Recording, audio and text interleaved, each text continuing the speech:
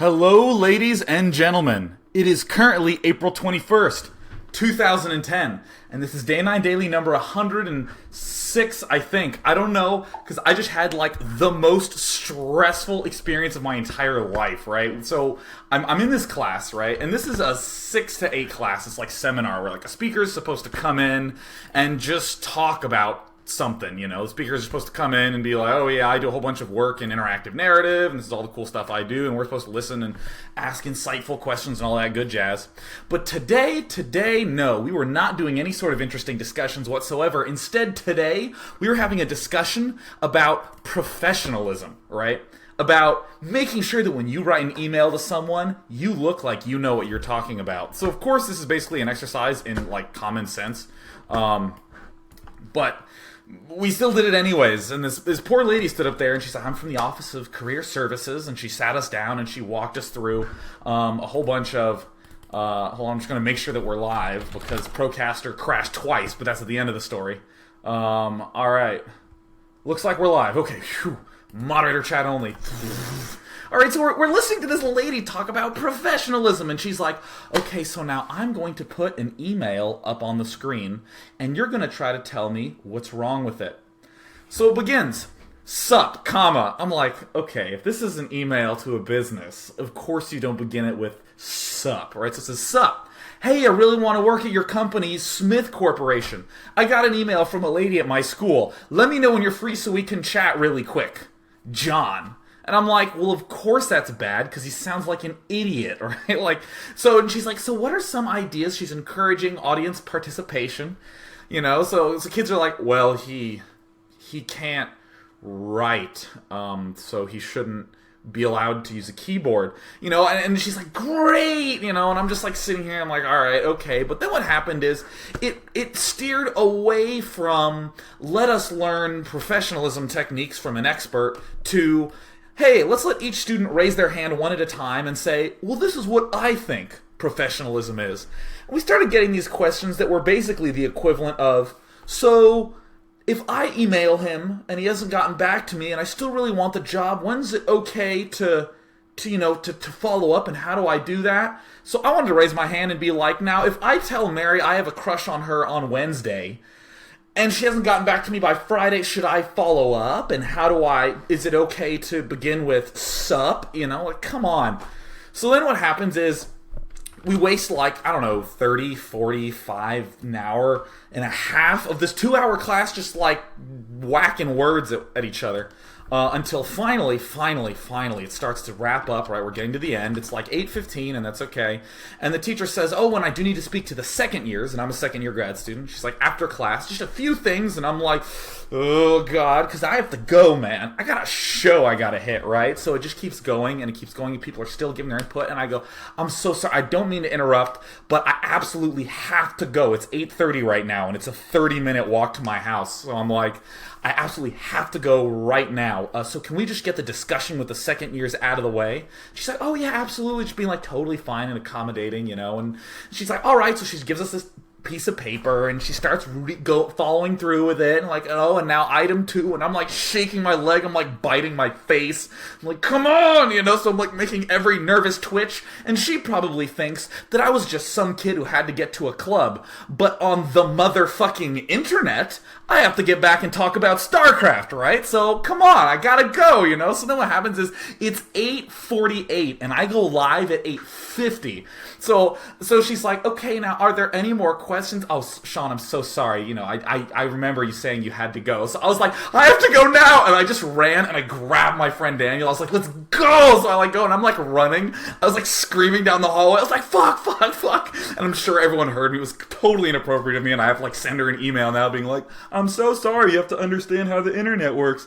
So I'm running. I'm like, Daniel, get in your car. And he's like, Jesus, So we're driving and it's a red light. I'm like, run the light. He's like, no, man. I'm like, I have to go. So he starts turning and there's a woman crossing with a baby carriage. And I just reached my foot over and stepped on the gas. I was like, kill her. It's worth it. Fortunately, the baby carriage was just full of empty soda cans.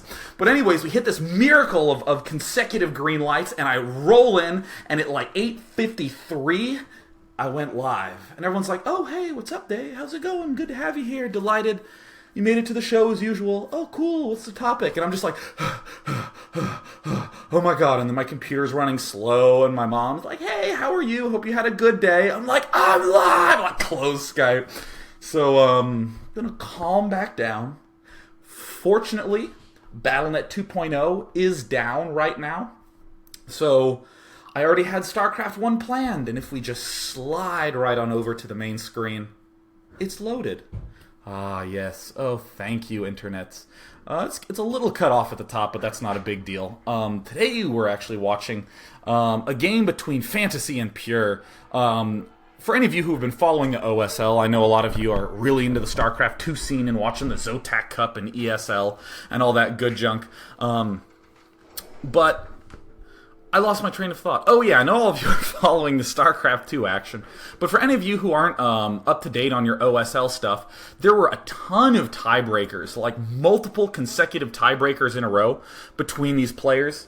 And I'm reviewing what I think was one of the awesomest games. It's a game between Fantasy and Pure on Eye of the Storm. Oh my god, I just need to take yet another breather. And while this is actually loading up, I'm going to see if I can get an image for the map really fast here. The map is Eye of the Storm, and you're hearing me type off the side of the screen as I load up the lovely Team Liquid Pro Gamer database to get access to this map. But I'm just going to bring it into the main area right now and pause this game. So it's a pretty standard-ish map in that we have like a natural right here, but this is a little bit unique that we have this ramp right here. And our front choke is a little bit wide. We don't have the advantage of a ramp. And though it looks like there's a center, this outside circle ends up being really significant to the dynamic of the map. The fact that there are these little obstructions here make movement in this circular fashion a lot more possible. So a lot of times Terran chooses to push along this side or to push along the top side, because if he pushes right through the middle, he can suffer some counterattacks along the left flank or some counterattacks along the right flank, or even just get hit on both sides a lot. The big thing that I would note for both Terran and Protoss is what the hell's your third expansion going to be? As we can see, Protoss is spawning in the bottom right here, so that means that, I'm actually going to move the map up a little bit. If we're Protoss right here, our most reasonable, ultra-safe choice is going to be this Expo right here. But I mean, after that, after this third expansion here, even if we go for this bottom as our fourth, and this natural expansion or this main, they're very wide open to Vulture Harass, so you need quite a lot of units off these three bases, or a lot of units off of these two before you begin expanding really aggressively. So that's why a lot of players favor things like getting very fast 2-star port Arbiter or 2-star gate Arbiter, just because they can get their macro going very, very early on and just do a lot of pressure that allows them to take the map as a whole. Once again, I'm just going to briefly check to make sure that there's no lag. Sorry again to the on-demanders, because everything's going so bonkers that I just had to make sure that everything was looking fine. By the way, as you can tell, it was a little bit stressful on the way back, so got a little bit sweating profusely there. And while we have a decent number of people here, Livestream has been kind enough to take extra special care to fix a lot of the problems that have been brought up, partly because their second highest post count in a forum was 20 posts, and the forum thread that I created has 50 pages. That has 500 posts. So that, and also just because they've just been very, very nice. So the two things that they mentioned, there should be no more overlay bugs. So if you see anything that says, welcome to Strider Doom, or congratulations on launching Strider Doom, please let me know personally via Team Liquid. And the other thing is that the on-demand videos should be significantly less laggy and should not be locking up. So again, if any of those issues are happening, please actually contact me if you're experiencing lag or this overlay issue. And again, you can contact me on Team Liquid. Make sure the title says live stream problem, just so I know exactly what that is. And once again, thank you to Livestream for being so accommodating. But anyways, so very typical to see Protoss players go for that sort of just big macro type of play. A lot of two base Arbiter openings. Terran, likewise, Going for huge powery pushes can be a little bit dangerous because I'm also going to move this down a little bit. So if we're Terran and we're here, a lot of recent Terran play has been about taking a third somewhat early on, but this third is kind of ugly to take. As you can see, we have to move all the way down here. So we kind of have to defend this individually and defend our main individually. This link between these two locations is very weak. Unlike a map why is that? Fighting Spirit. There it is. That's the name of the map. Couldn't believe that escaped my brain for a moment. Yeah, on Fighting Spirit, it's very easy to take your third, but on this map, it's a little bit tougher. So players are generally favoring incredibly aggressive pushes early on, like 2 factory pushes, or they will do something like expand and then harass with a dropship, or they'll do something like do a giganto timing push off 5 factories. They'll begin by 1 factory expanding, and then they'll just slam down 4 factories without add-on all at once, and then do a big push. So that's just the general sort of mid-game plans that are strong on this map. Now, in terms of opening, don't mind 14 Command Center. Pure is already hinting that he's doing that. By the way, I don't know if I mentioned this yet. This is Pure against Fantasy. Oh my goodness, I can still feel that adrenaline just flooding through my brain, man. God, feeling pressure out the teeth on that. My goodness. And it does look like there's going to be, looks like a 12 Nexus, 13 Nexus, 14 Nexus. You can probably see the numbers down there, but they actually lag behind, so don't really trust those too much. Just for general notes, you can say like, oh, it looks like he's about 15 food ahead, but never for anything like, oh yeah, it looks like he's doing a Nexus on 11, because I guarantee you he's not. So it looks like Terran is going for a barracks at his front and straight away going to be expanding. This is pretty good on maps where you have a relatively easy to take first expansion. Your natural is pretty easy to take, but afterwards it's a little bit harder to take a base. This allows you to get your expansion up very quickly. What Terran's actually doing is he's going to be, I'll actually rewind it just a pinch here, to where we can actually see that barracks. Yep, Terran's going to be building a bunker right here. He's probably going to keep the barracks here, just so he can have smaller amount of space to manage to kill scouting probes. But he's going to build a bunker here and then be willing to lift this barracks and move it back to somewhere like here, so it's not as easy to get sniped. But he's going to use this bunker to defend himself early on. For any of you who watched Idra against Noni on Tornado, it's that build that Idra was doing, and also the build that Idra did on Fighting Spirit, where he uses the bunker for early defense and then just throws down a command center. And yep, there's the command center right there. Excuse me. Doesn't necessarily need to get the bunker first, and I think that's very important to note. A lot of players just make this mistake of saying, oh yeah, you know, it looks like he defended a command center with a bunker. And they get the bunker out, and then they get the command center. But it is critical that you get that command center up first, because you absolutely need that extra little bit of money, because you're going to be spending it on repairing that bunker. So, I mean, if you get your command center up too late, sure, your bunker gets up, and you end up not dying, but you end up losing so much money in those early stages.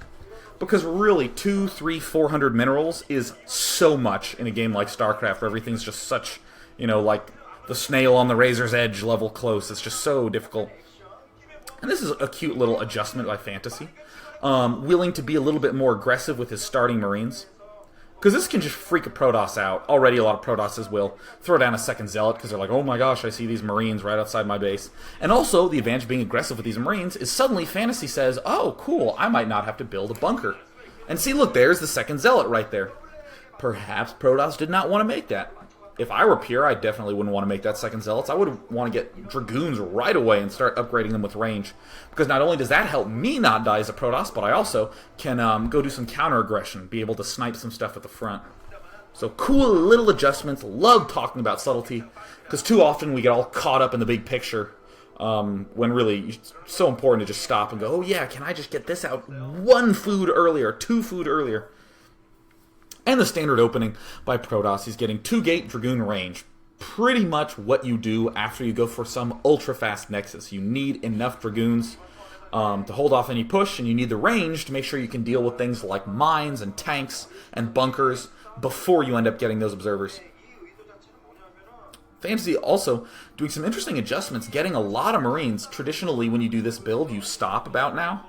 You would stop at something like 4 or 5, occasionally 6, but he's getting up to like 7 or 8 right now. Yeah, there's 8 Marines right there.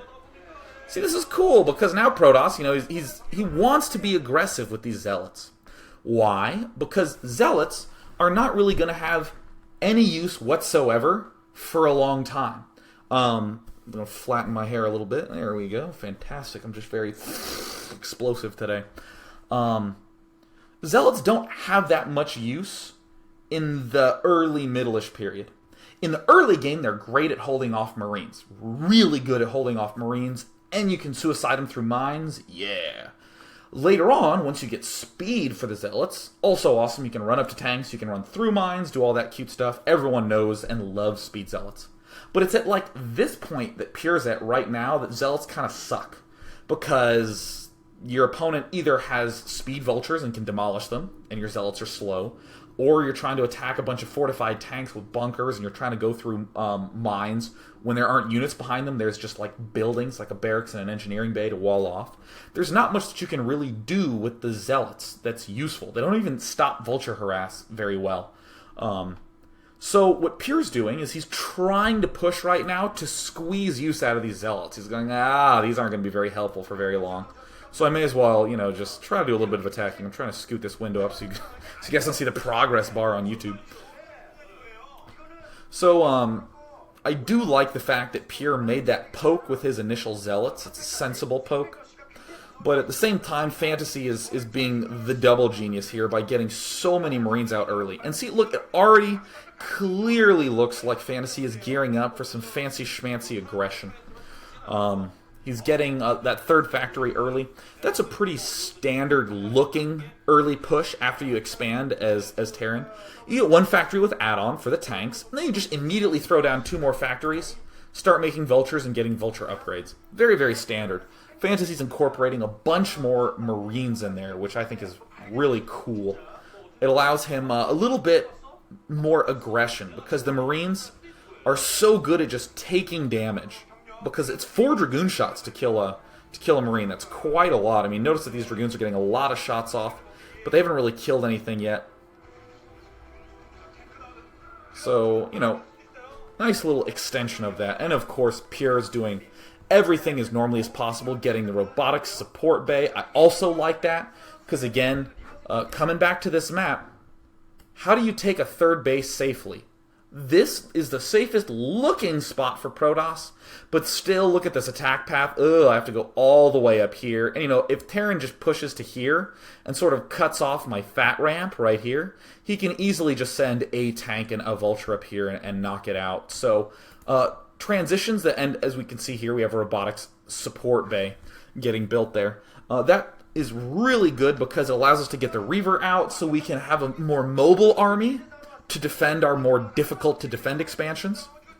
And we can put some harassment back on our opponent to make him more uneasy about trying to attack our own expansions. And I just want to make sure I do this a little bit more. So you heard me say it's good to get Reaver for the following reasons. And a lot of people will listen to that and go, oh yeah, okay, I agree with that. So I also want to highlight some bad builds in this spot. One would be to just get the observers up, and then to try to take another expansion. On other maps, that's actually fine. Because you can get that expansion and then get up to 4 gateways so quickly that, no big deal. But on this map specifically, it's going to be a little bit weaker. So what else would there be? I mean, even if you tried to get 4 gateways really fast with Dragoons, and then tried to expand, you're still going to have a little bit of trouble against players who are pushing aggressively like Fantasy is. Because if you just have Dragoons and don't quite have those speed Zealots yet, it's a little bit tough. So I do like these aggressive follow-ups. And of course, Fantasy doing the smart thing. Looked like he was gearing up for an aggressive push, but right now he's just doing a little bit of expo management. And as we can see on the minimap, you see that yellow blip on the right side? Does look like Pure's getting ready to expand to that right side expansion. Lines up perfectly with the timing of getting that Reaver. So, fancy. I love it. Pure being very careful about this, and here comes the nice good old early push.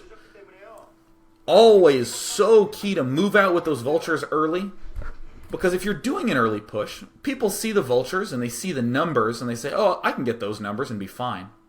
But what's so important to note is that Pure himself does not have that many Dragoons to spare. So if you move out with the vultures and just throw the mines down in certain locations, notice how far back these Dragoons are if you just look at the minimap. These green units that are right here underneath my mouse cursor, they're getting a lot more freedom to move to the right. So, and look, with these vultures here, there's going to have to be a lot of Dragoon focus here. Yeah, look at these green units just happily moving to the right. Having those vultures just poke around to the sides and pull your enemy back is going to accelerate your push dramatically. Look how fast Fantasy is able to do this push with these little cute dances that he's doing with his units. If you're doing an early push, the big rule, don't just send it in a blob and keep your blob tight. Especially if you're early abuse how few units the Protoss actually has. And Pure doing the smart thing, saying, okay, best way to deal with this aggression, counter-aggression. Seems great. There's been a lot of games, a lot of actually really famous games where Fantasy has had a giganto lead and has just blown it because of this sort of counter-aggression. So some nice shots getting off. Again, just to make this point, notice how the Terran, oops, sorry, the volume bar came up. Notice how the Terran has 81 food, and watch this vulture, or this scarab shot go off. Boom. Oh, it actually kept up with the timing right there. Well, okay, I still agree with my assessment that there are times where this food doesn't quite catch up. Be careful, damn it. Anyways, I hope that was from the previous Reaver shot, because I just looked like an idiot. Oh well. Wouldn't be the first time that's happened today. But anyways, great job with this counter-harassment. Fantasy, I think, is getting a little bit nutty with his vultures. I mean, you can poke in, but I mean, that was clearly just some free units. And, you know, it's kind of funny when you have discussions with Terran players, because I've heard some funny things like, you know, turrets and vultures are basically free. And they're really cheap, but again, when you're playing in these razor-thin margin areas, like up at this tip-top level, losing a few vultures as you suicide in is just so bad.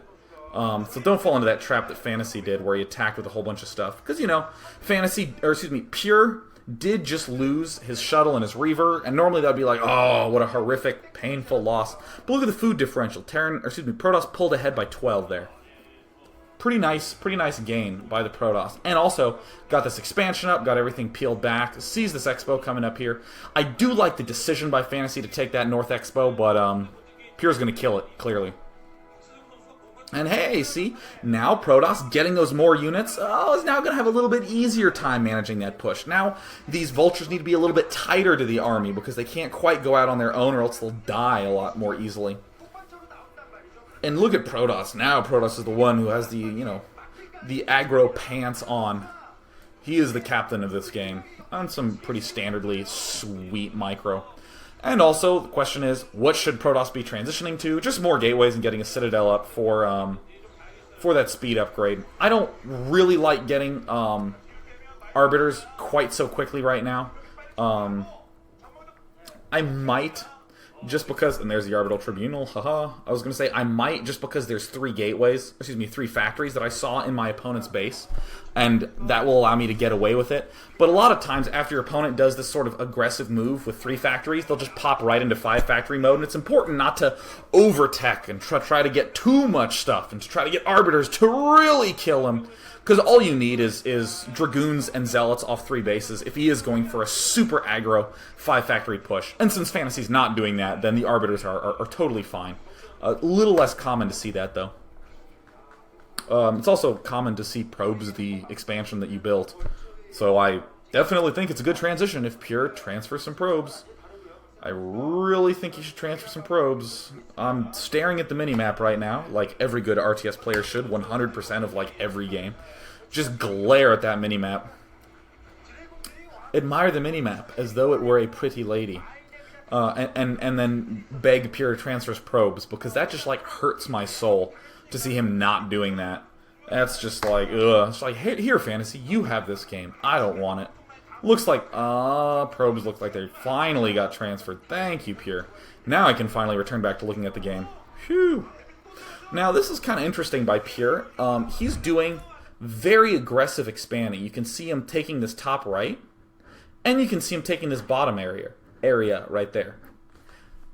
It's so important to note why he's able to get away with this.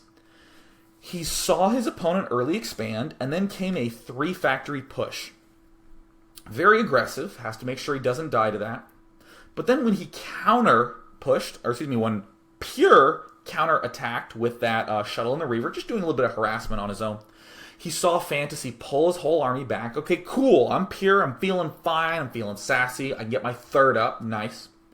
And then he saw only 3 factories. More factories weren't being added. Normally, players who open up aggressively like just jamming more aggression down their opponent's throats.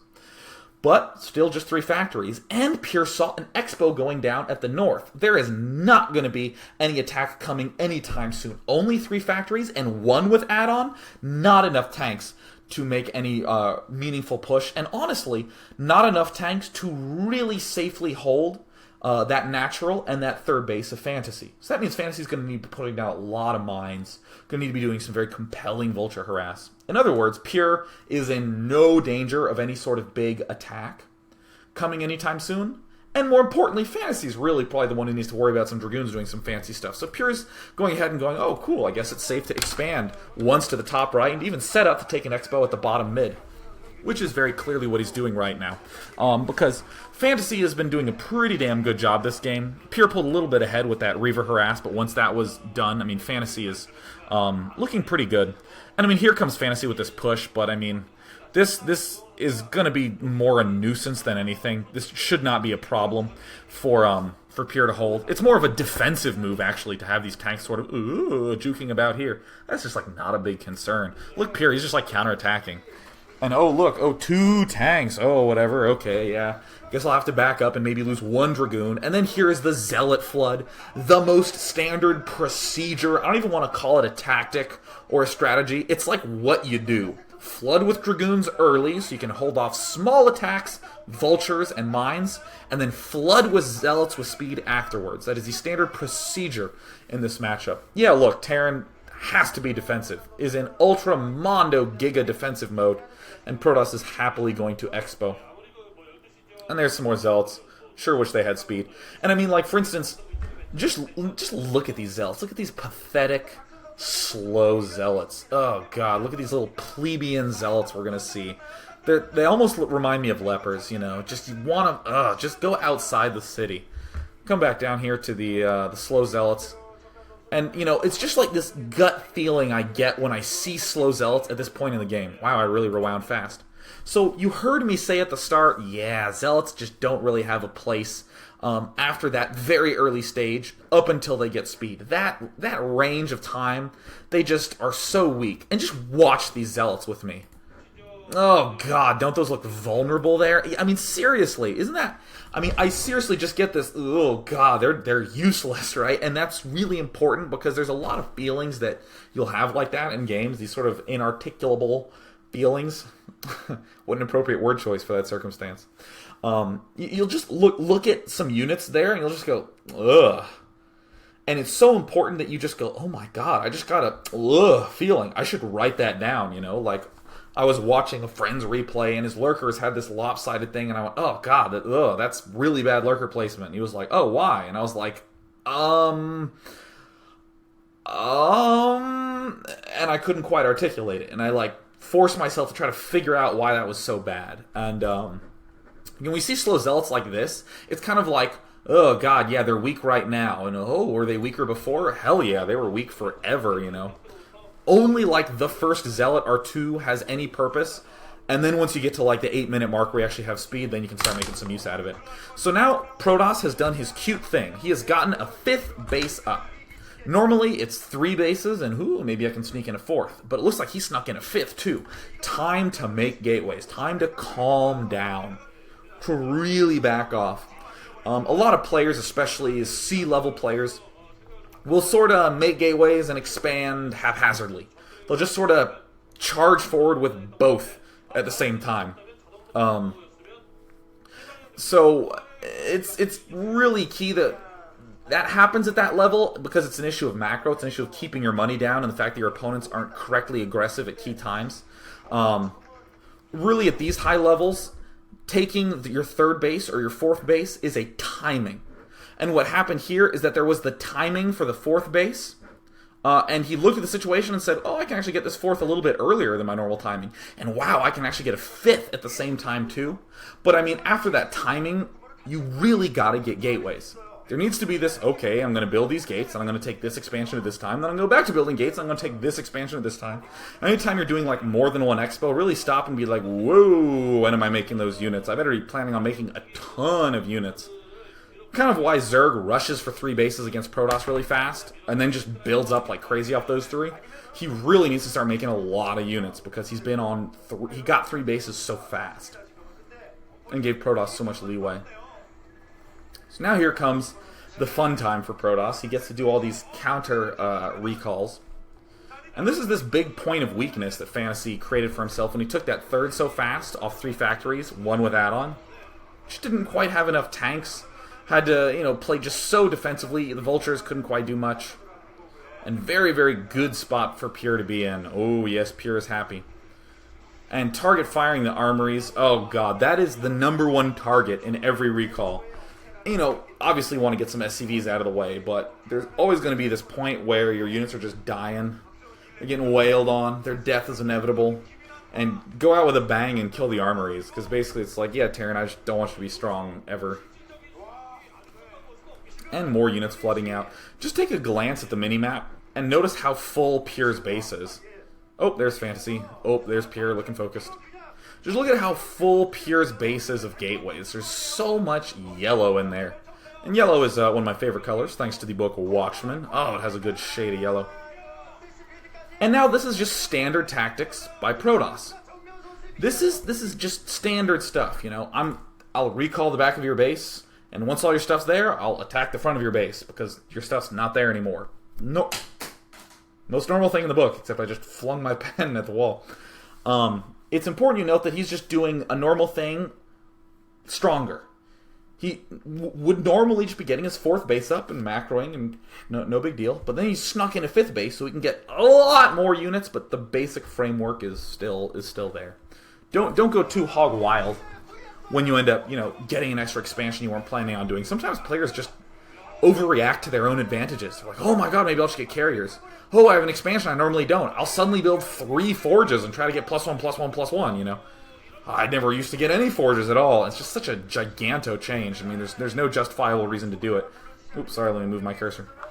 I mean, if your normal plan was working before, just try to do that plan stronger. And now I think is a very good time to throw down another expansion as Protoss, because we should have another recall getting ready to pop up. This is the most normal thing in the book. After you've battered Terran down, and he has to set up defensively, you can expand safely. And of course, Pure's doing a good job of macroing, because macroing is obviously good. And look, yeah, there's Protoss taking that bottom left expansion. Why the bottom left expansion? Let us bring down the thought hammer on this one. Let's expand to the bottom left because it's the most out of the way on the entire map. Someone might say, oh, well, this natural expansion, let me actually bring up the map. Protoss has this main, and Protoss has this right expansion. Why doesn't he take this right expo? That's the safest one, is it not? Well, first of all, just because it's tucked between these two geographically doesn't necessarily mean it's safe. I mean, if you establish here, Terran's defenses are right here, which means they have to walk a foot to get on this high ground, which suddenly means you're cut off from even defending both of these bases. You basically are suicidal if you try to expand here. But this expo all the way down here in this bottom left corner, now Protoss has bases up in this top area. He has them at this right area. He has his main here. And he has this one at the bottom left. Terran has an absolute nightmare trying to push to any one of those, let alone all of them. And recalls are coming out all the time. Very far away, spread out bases are ideal for players trying to do this big mass arbiter recall stuff. And if you're going carriers, I'd actually prefer to have your bases a little bit closer together, because carriers are so damn slow, you need them to be able to move at a sluggish pace between very closely placed expansions. And of course, see, look, right as I said, don't expand to the right, Looks like Fantasy pushed the top right and killed it off with ease. And Pure just counterattacking. Again, he's just going to keep expanding to very far away places on the map and be fine. Fantasy is doing a great job of macroing, though.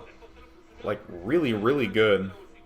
But of course, looks like Fantasy is going to lose his top base. And see, this is the exchange you want to be doing as Protoss. You know, sure, you take my base, I'll take your base. But the problem is Protoss is expanding about twice as quickly, so you just can't quite get there in time. Very nice play by Terran. I don't know if I can necessarily fault Protoss for being in this spot, because, you know, he was staying there to try to kill off the command center, but you just don't want to lose your whole army like this. And a lot of times Protosses will be in this spot as Pure. Completely correctly, I waltzed all my units up here to kill this expansion, and they got cut off by some reinforcements.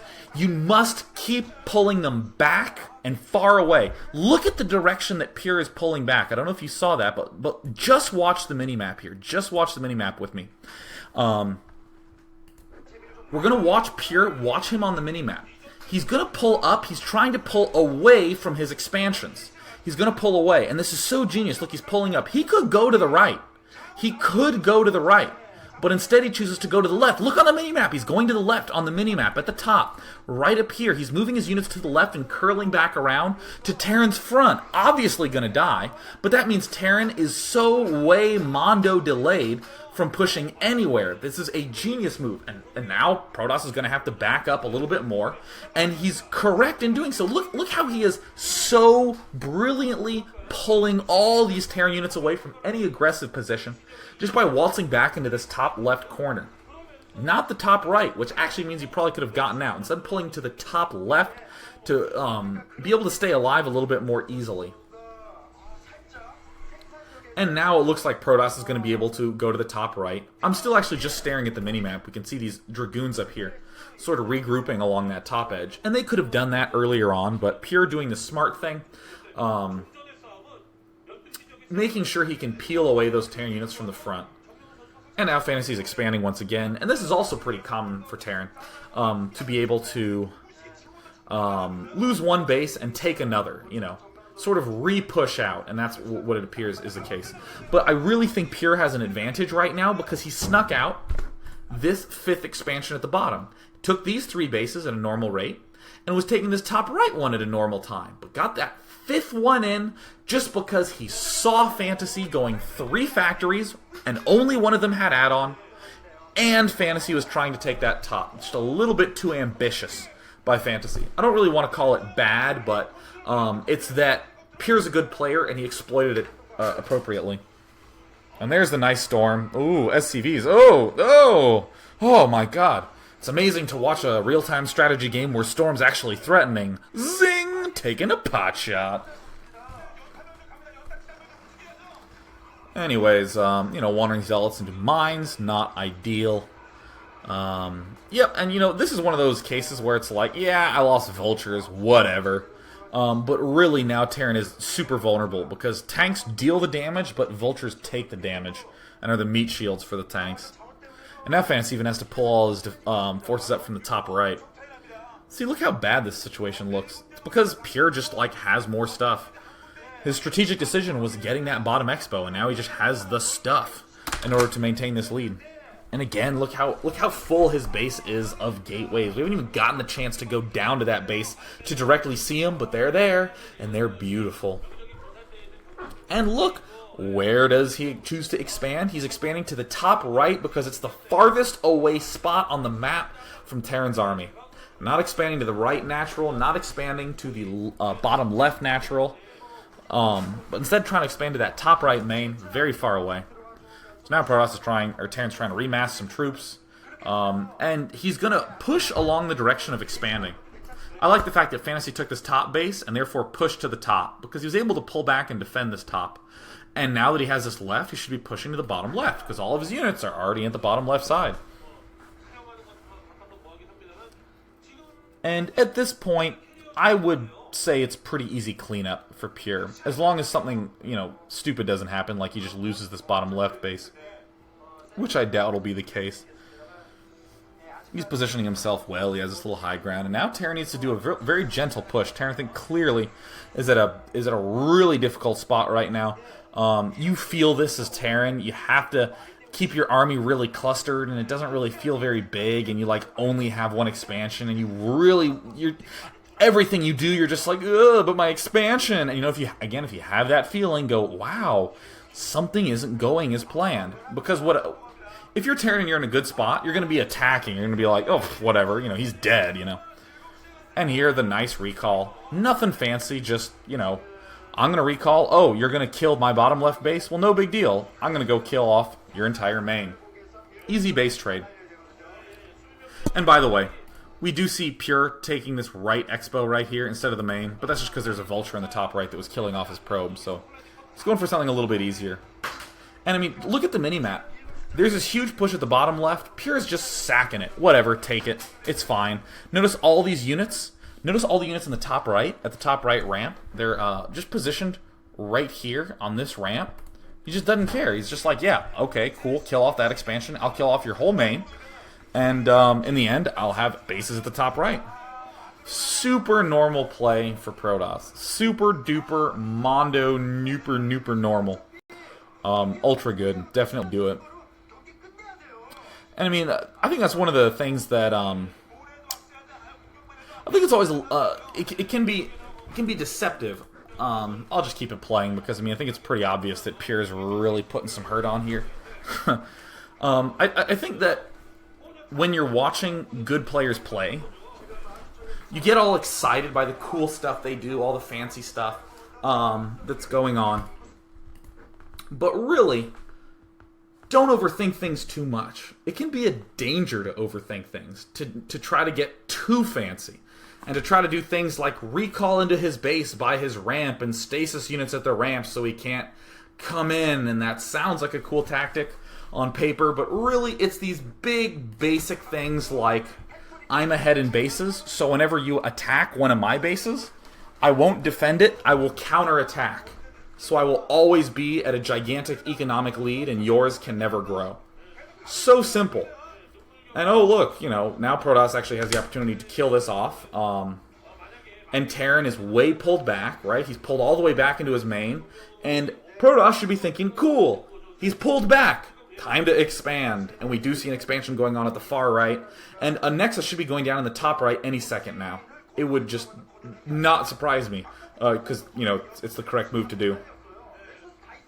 And now Protoss just, attacking this one. I'm still watching that mini-map. I really want him to take that Nexus. And, Protoss just, oh, I attacked the back. Now I'm going to attack the front. Oh, all your forces are pulled back. Now I'm going to expand. Nothing new here. Nothing particularly, like, oh my god, I'd never seen that before. But it's just that subtle move of taking that 5th base and Pure enacting a beautiful, solid crushing of fantasy. And this is my favorite kind of game to watch. This is my absolute favorite kind of game because fantasy played just solid, just straight up solid. And how did Pure respond? Well, he did this one big move, which is taking this 5th base. He had the ability to see he could take it, and after he took that, it was all straightforward from there, just solider. That is like the coolest thing ever, when you play, or your opponent plays solid, but you just played better. That is the coolest thing in the world. So I would be delighted to take some more questions. Once again, since we do have quite a few people in here, please let me personally know if there are still live stream lag issues, specifically with on-demand, and if there are any issues with overlays popping up on the screen that say, welcome to Strider Doom, or congratulations on launching Strider Doom. Also, I've uploaded a ton more videos to Blip TV. I need to rename them and reindex them, but I just haven't had time, especially when we have class seminars about professionalism that cut into things. So I am going to sip some water, and once I'm done sipping, I will mute the chat. Oh my god, awesome. So I'm going to go back to moderator chat, and we are going to take some questions. So let's see. People asking me StarCraft 2 questions. How devious of them. I probably should be clear, because I'm like, I'll take questions, and then I just drink water. I should be like, I'll take questions specifically about this game. So let's see here. Let us see here. Some long ones. I prefer the more concise ones. Oh yeah, so Mepihi says, when you ewed at the slow zealots, it seemed like speed finished not 20 seconds later. Is this a good timing, or should he have had speed up when I originally looked? No, I think his timing was fine. It's one of those things where, let's say those zealots had just stayed still and didn't do anything, we never would have gotten the chance to see slow zealots. But I just think it's so important to note that at that stage in the game, when I see a big group of slow zealots, I go, oh god, right? I want to vomit on him. I want to vomit on Pure for just hurting me in that way. And it's so important to note that when you see that and you get that sort of, oh Jesus, it's so key that you identify a little bit more of what's going on in the background. And the fact that the Zealots just happened to be getting in position and were slow was just a good opportunity to point that out. So BDF92 says, if Fantasy had been a little bit more aggressive with Vultures, don't you think he would have pressured the Protoss into staying on less bases, helping Fantasy manage the amount of macro Pure had? I think it's a little bit tough to say that he just needed to be a little bit more aggressive with the Vultures, because Fantasy mined up the bottom base pretty early on. And after that push got pulled back because of that Reaver, it's hard to manage that Reaver and move out with Vultures at the same time. That probably would have been the only circumstance in which he could have actually done this aggression you're referring to, is right during the Reaver harass. So that actually makes me curious. Because after the Reaver harass, Pure just had so many Dragoons that, there was pretty much no way that he was going to be able to, he just had so many Dragoons that there was just really no way that he could possibly hold it. Oh, he was harassing the Vultures at the same time. That's right. I think it was this problem where he suicided a bunch of Vultures. I think he really should be focusing on controlling this top right and controlling that bottom. So perhaps I'd actually say being a little bit less aggressive with Vultures, being a little bit less, oh my god, I'm going to try to counter push you right now, and more just trying to manage that bottom expo and that top right, because Protoss clearly had a plan to take the top right as he moved all these Dragoons up here. But then, look, he's seeing this base go up at the top, and look at the bottom. You see a little yellow probe moving down there right now. So I mean, seriously, look, Protoss sees this. Now just watch the minimap. Watch the minimap with me, just on this bottom area. He just saw it, and look, there's the probe moving out there right now to take that expansion. Very clearly, just seeing this top one. So no, I guess Fantasy needed to just be a little bit more watchful of that top right, because he did have an eye on that bottom area, and maybe could have delayed it a little bit longer, but yes. So Dodo Bird says, you often talk about having a good plan. How much of Pure's fifth base how much of Pure's fifth base was his original game plan, and how much of it was a reaction to Fantasy's play? So I think that once you get to like the S-class levels, you can be a little bit more free-form with stuff.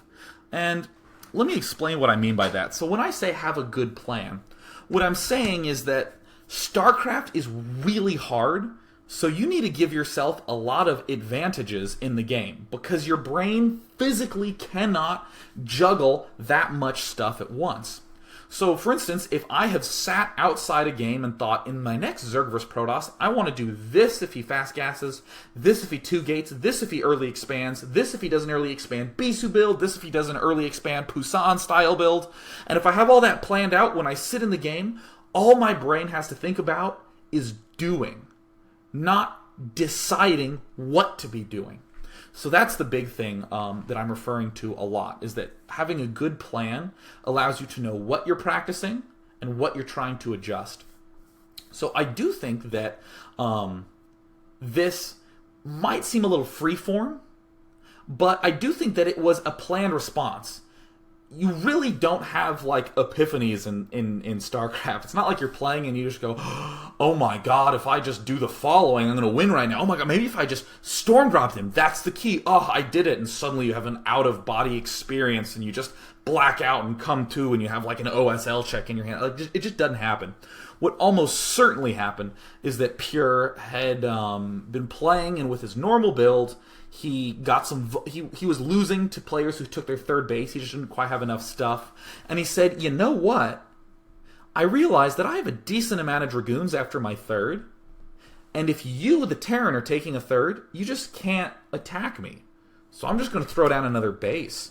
I've done that like a lot with my Zerg style of play against Protoss, where I have my plan, which is take my second at this time, and my third at this time, and my fourth at this time. But if I see him getting a Corsair up, if he's going for Bisu style build, I go, oh, huh. He can't have Zealots out that early on, and he really can't have that many of them. I don't have to build 2 sunks at each location. I can just build 1 sunk at each location. And now I can take my fourth way fast. And suddenly, it's not that I've gone down this crazy different route.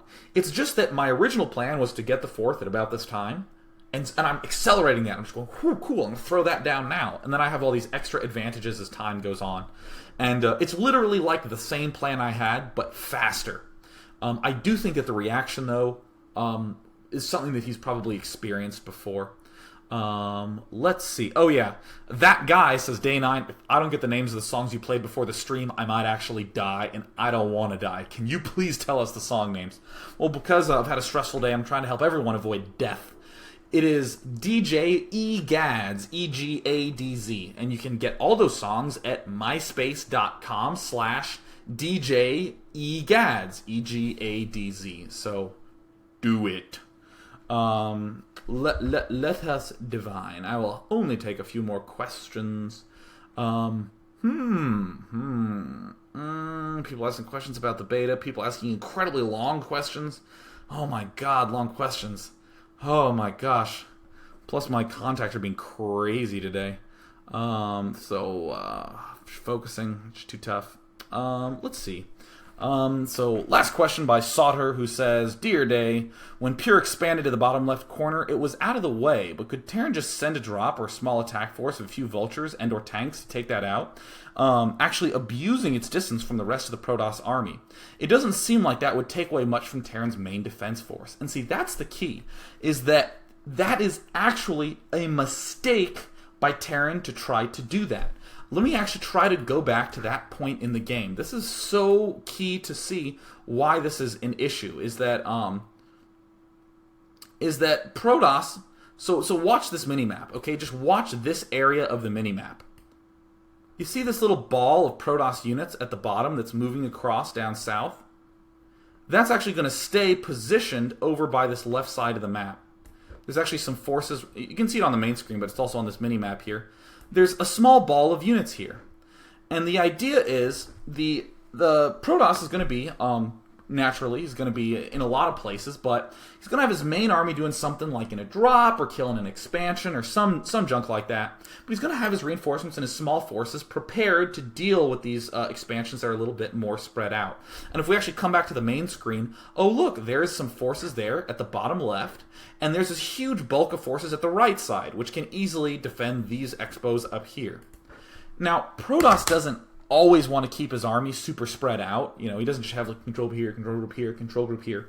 He does like big mass waves that he can crunch down on things. But when you're trying to abuse the fact that a Terran is feeling immobile and all he can really do is harass with vultures, that sort of wide out spreading, expanding is amazing. The one thing that I do like, instead of a small drop or attack force on the new Fresh expansion, is a small drop or attack force just to harass, to kill probes. Not to kill expansions, but, you know, to try to drop 2 vultures, like just going to this main screen back over here. Like, let's say at some point in the game, Protoss had his main here, he had his natural, and let's say he skipped over this, and he had gone for this base up here, and this base down here. So he has these 3, and this one up here. If you do something like run 4 vultures here and then up here, while taking a dropship to this location, so you can send 2 vultures here and then you can pop 2 vultures in there, these 4 vultures up here are, you know, they might kill probes, but basically they're going to draw some stuff up here. And the 2 vultures at this expo and the 2 vultures at this main are going to pay for themselves. So that, I think, is an effective way to abuse a Protoss who's trying to overextend himself. But I think it's very dangerous to try to send these small, cutesy attack forces in. So you know what, that is going to wrap up Day 9 Daily number 106. Again, I had the Ihan timing to note that BattleNet 2.0 would actually be down today. And by that I mean I didn't. It was just pure luck. I was like, I want to do StarCraft 1 today, and it coincidentally worked out well. Once again, that artist was DJ Egads, E-G-A-D-Z. Go check him out. I like him quite a bit. Is anything else going on noteworthy? Other than the lag issues that I'd be delighted if you reported any of those to me. Just hope all of you continue to play StarCraft and rest well and dream of large women. Cheers!